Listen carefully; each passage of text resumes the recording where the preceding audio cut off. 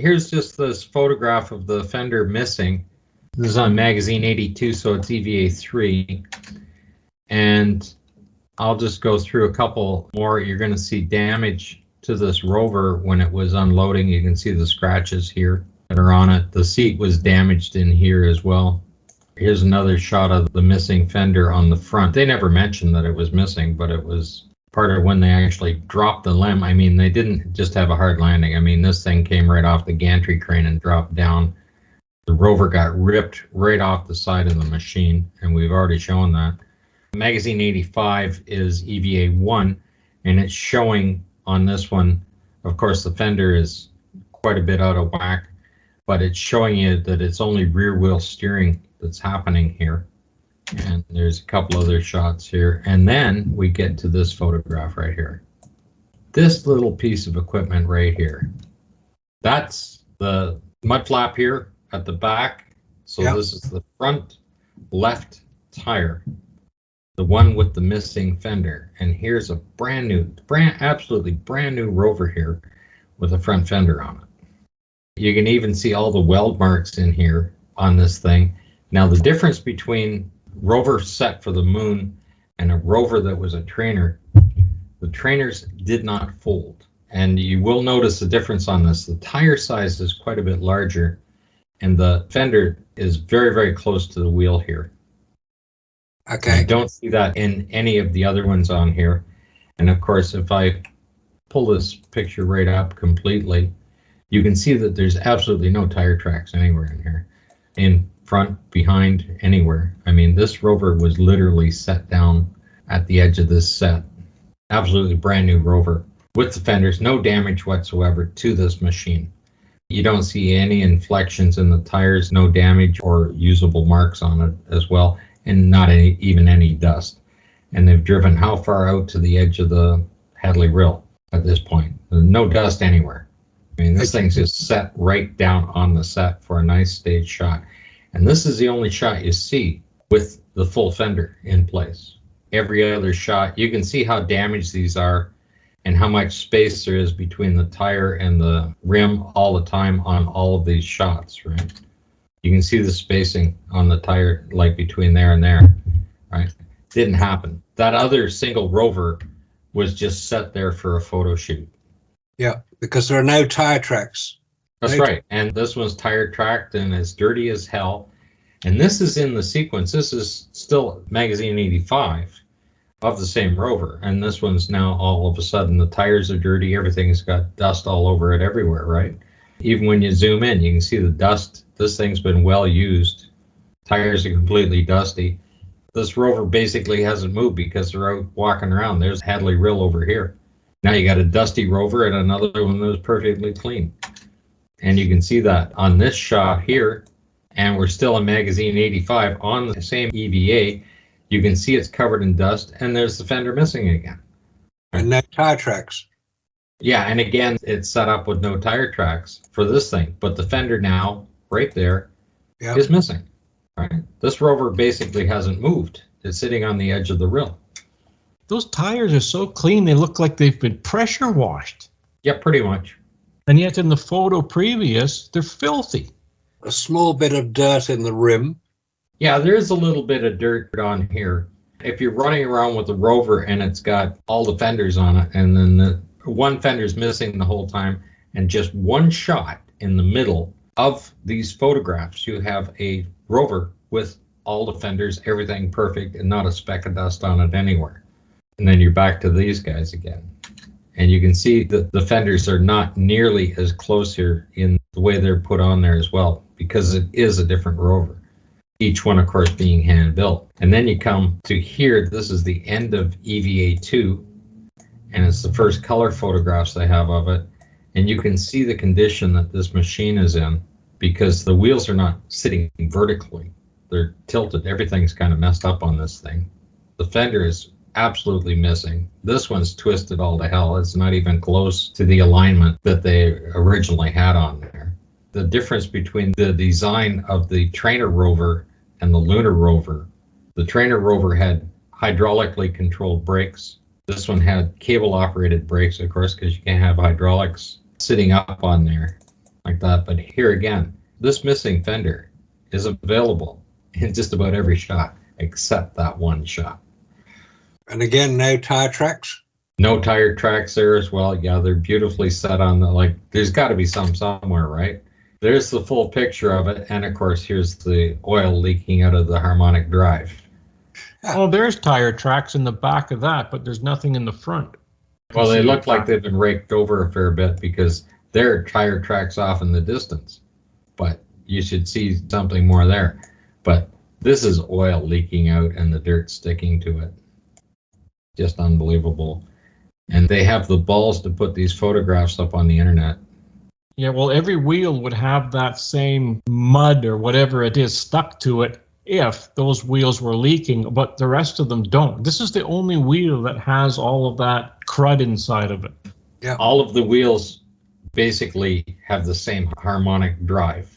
They have the electric motor running a 80-to-1 gear reduction on the harmonic drive, and that has to be lubricated. If it's on the moon, you get outgassing. Any lubricant will disappear. Well, the seal obviously broke, and they continued to use the same rover through Apollo 16 and 17 because you see the same thing on the same rear tire in all of the different missions, right? Why would you use a damage if you've got that much money? If you're NASA and you got that much money and that many rovers available to you, why wouldn't you just change it up, even to fake it? But this idea that they even had the tools and equipment to do any kind of repair on this machine, which there's none stated. Like, I mean, as they update the files, they keep adding more equipment to the machine. But the fact of the matter is they're repairing the rover between EVA-1 and EVA-2 in Apollo 15. Who was on the lunar surface working on this vehicle? Because those two guys were in on a rest period, getting something to eat and get a little bit of sleep before they went out on the next EVA. Somebody had to be on the lunar surface or on the stage, or they had to take the machine off of there to fix it. There's no other way about it. And the documents show that. But they're photographing Hadley Rill with the rover in the same picture. But Hadley Rill is on the east side of the rover. It's the fact that they appear to have driven the rover to the other side of Hadley Rill. And I'm saying that's not possible because Hadley Rill is continuous from their landing point right down towards St. George Crater and then out to the west from there. Hadley Rill is continuous, so you can't get to the other side of it with the rover. Probably couldn't get to the other side of it with the astronauts either. There's the corner. The sun here is supposed to be coming from the southeast. Okay. And you'll see the shadows are a little bit wrong there because the sun angle in here is almost pointing straight north because Hadley Rill is almost like when it comes up this way off the corner, it's almost north. There's St. George Crater. Yeah. This is St. George Crater here. This is the elbow in Hadley Rill. This is supposed to be 1,200 feet deep here. Yep. And this is supposed to be a mile across from here to here, which is approximately what Meteor Crater is. And yet you see the definition of the rocks here when you come along and you're looking at it. Like the one they did at Flagstaff was about 150 feet across and about 60 feet down. And that's basically what you're looking at in this photograph. And this is a back map that is blended into it. Yeah, that's right. On their stage. That's exactly what they've done to that. But the sun angle is from the east, just slightly southeast in the documentation. And Hadley Rill comes in from the west, has the elbow in it, and it goes north. Then you see the sun shadow here coming off of here, which is way out of line for what they're supposed to be doing. That's Hadley Rill shooting all the way up here, which is just a little ditch. And when I first looked at that and going, that's Hadley Rill, that's a mile across. And I went, no way. No way. Absolutely no way. Here he is with his 500 millimeter camera. What is that piece of junk over here, but underneath that crosshair? Underneath here? Yeah. Oh yeah, it's just a piece of junk. I'll call it a rock, but it's, you know, God only knows what it actually Oh, it is. looks like a car jack upside down. Well, it's got a fold in it here, and I've never seen rocks with a fold. It just comes right around in a curl like that. There's always something underneath. But you can see here when you're talking about this highly technical machine, right? Here, of course, the fender's missing again. This is magazine 82 here. So it's EVA 1. And look at the condition of this machine on the first outing. And then when they park it beside the rill, you have that beautiful image with absolutely no damage, no dust, no tire tracks, no nothing, and full fenders, right? But you can see how it's been smashed around. I mean, this fender is bent. This fender's, it's not quite lined up properly either on the thing. It's just unbelievable.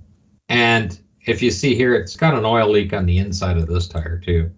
It's on the inside on that one. So it wasn't just one tire that was damaged, but both tires were. But these are the nice, beautiful shots that they put up for EVA 1 through there like that. Like I said, the scratches are here, everything else on this machine showing how damaged it was coming down. And if you look in here, there's another piece of equipment that dropped in on a pin here and then actually bolts together up onto this on the frame. And it was part of the tool rack that swung out, opened up. And of course that gets removed and you never ever see that again. Here he is here with it, pulling it apart where it comes off. And here's another shot of it doing the same thing. You don't ever see this piece of equipment. It got damaged as well. There are shots of it. They threw it out on the ground somewhere. This is when they were so-called repairing it. All of these extra tools that are in here that are not part of their kit, just simply not part of their kit. Somebody was working on this. And of course, you can see the tires are damaged here from the impact when it was taken off. And no tire tracks either side of the wheels, but plenty of footprints, which indicate that there could be tire tracks. In fact, some of those previous pictures you had, the tires are herringbone, but the tracks were square. Yes, I know. That's because another machine, obviously, like a loader. We did do a video on that as well with the different tire tracks on the stuff. But also what we also came across here, Marcus, is that's the tire that was on the cart in Apollo 14. If you're looking at that, it just looks like an inner tube. That's all it is to it. But it's actually the tire for the cart. And it's an XLT 4x8, got a valve stem, so it's pressurized. They said they were using nitrogen in it. Then it came across down here, tire pressure, 1.5 psia, which was put into it. Then you see this, Goodyear, non-pneumatic XLT tires. See the date on there, just before the 50th anniversary? They're advertising for Apollo 14 that these were non-pneumatic tires. So why did it have a valve stem? Why did it have 1.5 psi in it if they're non-pneumatic tires? This is where people that look information up. This is what NASA likes to do to confuse people. This is why people have arguments about it, and that's why they disagree with us. Because this kind of stuff is being put up there just to confuse them. Then here, 2 nitrogen-filled rubber tires. Here's the next one, the XLT tires, right? Which we showed the thing. Designed by Goodyear. Experimental lunar tires, XLT, yeah. Exactly. And now we get to the next part, is they put 1.5 psi in on Earth, and then the differential of 14.7 for the lack of atmosphere gives the pressure of the tire on the moon at 16.2 psi. That's how it's going to be designed. So if you take the same documentation that they're stating here, if you put 3.7 in a spacesuit plus the 14.7, it doesn't matter whether they claim they've got an inner liner or how they're inflating this thing, that pressure is going to be there. And if you realize that a basketball at 8 psi has a nice little ring to it when you bounce it on the ground and you can't squeeze it shut, that suit, your arms are going to be straight out, your legs are going to be straight out, you're not going to be able to move, you won't be able to squeeze your fingers together, because if you can't squeeze a basketball flat with your hand with 8 psi in it, you're not going to put it in when it's got over 18 psi in it. Well, maybe they used the same type of, rubber that they did on the tire here. It says right here, it says that they used synthetic rubber. Yeah, well, that's to improve the gas retention. But When you have something that this says they put 1.5 psi in it, it's the equivalent of 16.2 psi on the moon as far as pressure. And if you can't squeeze a basketball with 8 psi in it flat with your hand, you're not going to do it when there's 18 psi in your spacesuit, because it's got 3.7 plus the 14.7. And of course, we know that there's even more than that, because otherwise you wouldn't be able to explode a pop can in a vacuum chamber. But if we go with their numbers, stating that that's all the differential is, that's the maximum you can have, is that 14.7 psi differential plus the pressure that's in the suit. If you just go with that, you still can't operate it inside of the spacesuits. I also grabbed this particular piece of information down here because it's showing the stowed items that were in the MET cart. So you have 3 magazines for the 60mm DAC camera. This is stowed on the cart. So you have one 70mm Hasselblad, 3 magazines plus 1 in the camera were on that cart. And I don't know where this camera came from, because if the cart has a camera and each of the astronauts have a camera, that means they had 3 cameras with them. That's right, yep. So where are these 4 magazines? So the cart had a camera, the 2 astronauts have a camera on their chest, and there's 4 magazines here. Now, were they using them on their chest-mounted cameras? So where are the images from this Hasselblad camera? How many images do we actually see of the photos that are taken from the MET cart? Where are the ones like the camera? Because the MET cart, the camera's mounted right up by the astronaut. I haven't actually looked at the videos off the 16mm for the MET. But you see, you have this other stuff here. You have this, I don't know what this camera assembly is here. I guess it's to mount it. Then you have a magazine assembly that's on this cart. And then you have a magazine assembly cover. Then you have the close-up stereo camera, which were the Nikon cameras that were put on there. But when you come down and you start looking at all of this, everything they have here on this cart has to do with photography. It has nothing to do with it like, oh, well, we threw a couple of bags in there, we threw whatever in, right? Threw the gnome in and the color chart map. But everything about this is photography. Your tripod, sensor, cable reel, all of the stuff to hook up the camera with and all of that stuff. But that's what you've got. Nowhere do you have these magazines. There's no place where I've seen these magazines. The only magazines we hear from came from the cameras that were mounted on their chest. Yep. This is an interior shot of the tire itself on the inflation on the thing. But I just threw a couple of those things in to show what was on the MET, the wheels and everything else. But you see the dispute that people get into when you have a conflict in documentation put up by NASA, and it's done deliberately, and they continue to update their files all the time. I was watching a video the other day, and the guy simply said, oh, the spacesuits haven't changed a single bit in the last 40 plus years. They're exactly the same suits. Well, how come they don't work, that they have to build new ones? If these ones work so well for 40 years, why are they trying to reinvent them? And how come they're not working? Didn't work in the first place, did they? That's exactly right. And of course, what they have on display simply doesn't work. I mean, Neil Armstrong's spacesuit is 2 inches short of zipping all the way up. Yeah. The ring connector for the helmet itself connects to the outer white part of the suit, and they claim there's an inner liner there. Well, that's not going to work if there's an inner liner, because the helmet has to connect to the pressurized part of the suit. All of those things. And then, of course, the zippers all over the place. I mean, just ridiculous. Yeah. The one thing about that website is the fact that the images are incredible.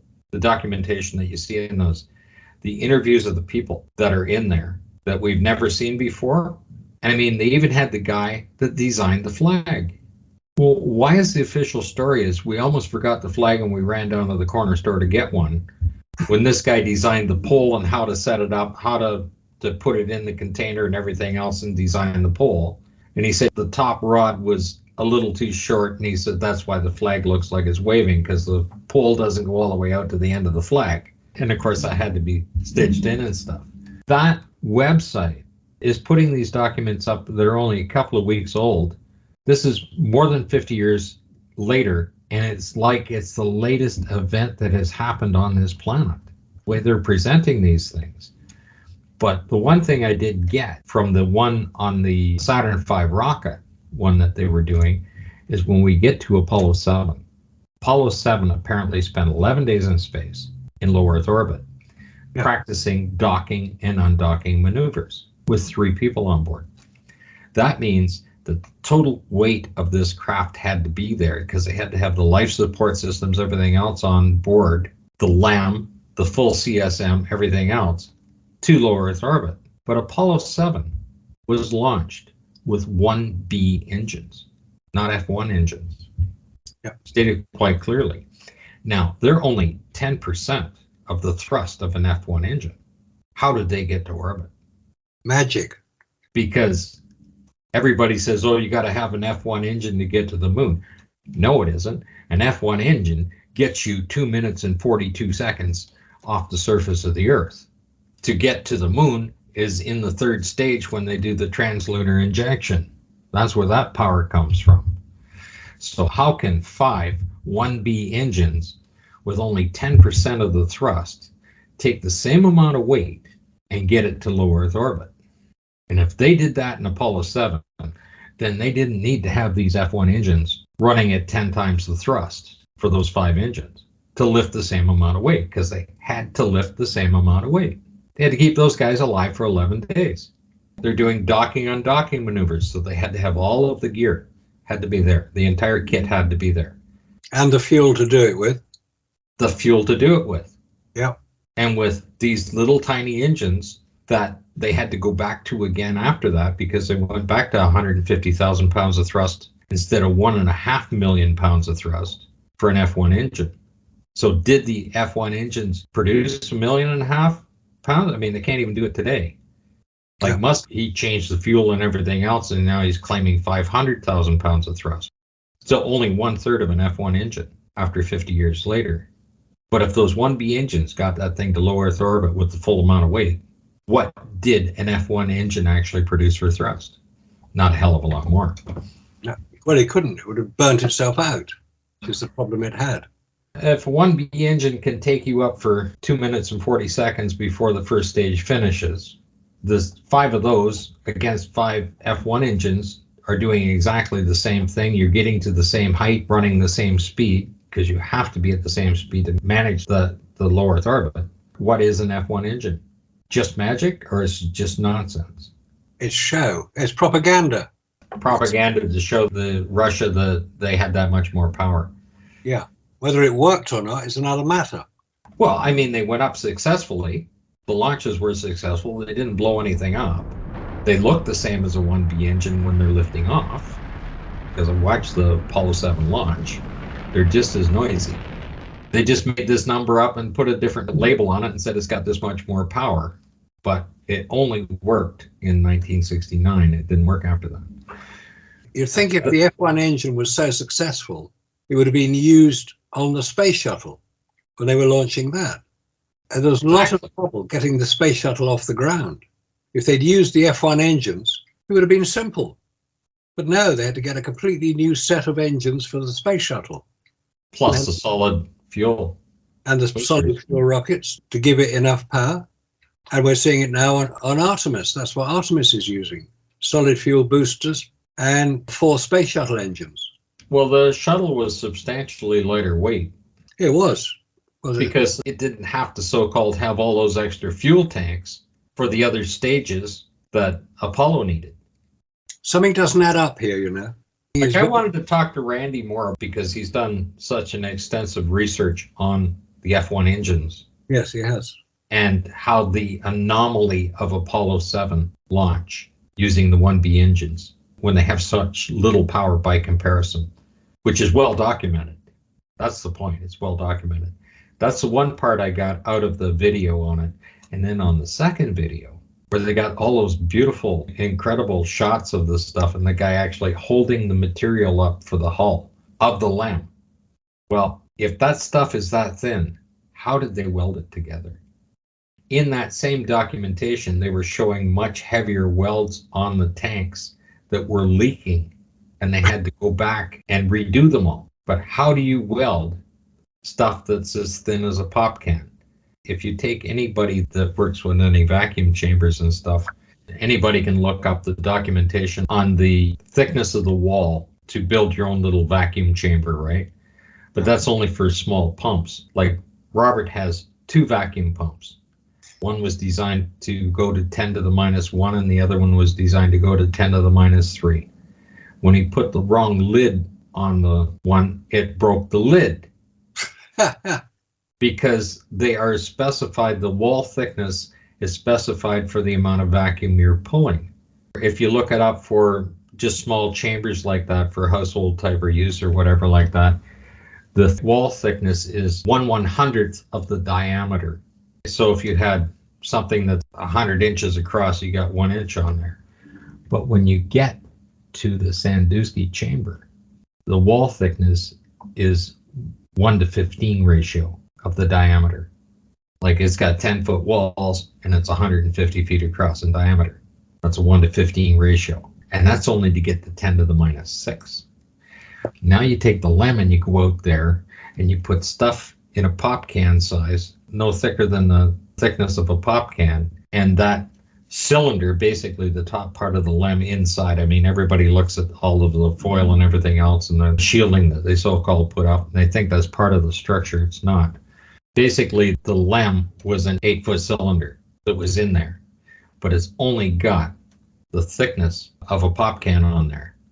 And now you're dealing with 10 to the minus 11. How do you weld this stuff?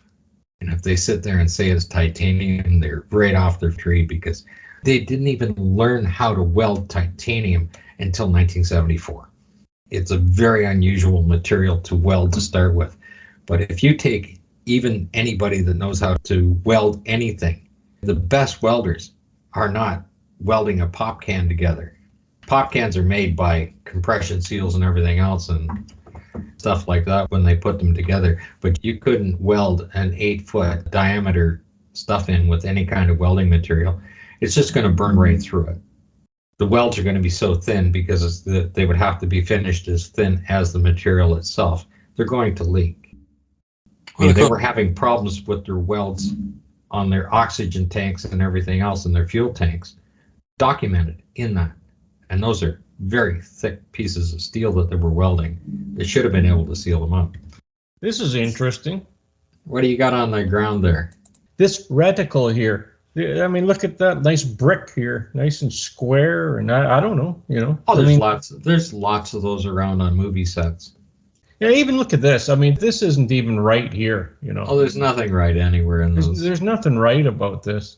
And then you look at this. Look at how square these pieces are here. I mean, there's something definitely wrong here. This is not on the moon. Look at that. None of it's on the moon. No photographs were taken on the moon, as you demonstrated very clearly by putting a roll of film into a vacuum chamber and getting it as high as you can. The film was wrecked. So any photograph allegedly showing something on the moon is fake, whether it's an astronaut or a rover or a flag. They don't stop, do they? No, they don't. I mean, there's more and more films coming out now from various different people uncritically praising NASA and saying this is what they did. They don't prove it, they just say it. They're just repeating what NASA are putting out as propaganda for their Apollo program. The problem that NASA have now got is that they're going to have to repeat it, assuming they did in the first place. They're going to have to repeat it with Artemis and real astronauts with Artemis. Now, if those astronauts are starting to ask questions and saying, well, what's the protection we're going to get going through the radiation belts? And what's the protection against the radiation when we get to the moon? And if they don't get good answers, because astronauts are pretty intelligent people, they have to be to become an astronaut. They have to know their science and they have to know their mathematics and their physics. And if they say, well, tell me about the protection you're going to offer us in the Artemis craft and in our spacesuits when we get to the moon, because we know there's radiation there.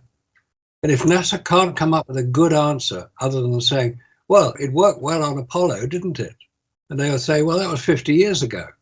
So where are your readings? Where's all your evidence that the levels of radiation on the moon can protect humans? The problem is right now we've got a very active sun. You got a lot of CMEs, and people are trying to discount that. You don't hear any conversation from NASA about the effects of the radiation coming off the sun at this moment. So where are your readings? Where's all your evidence? Evidence.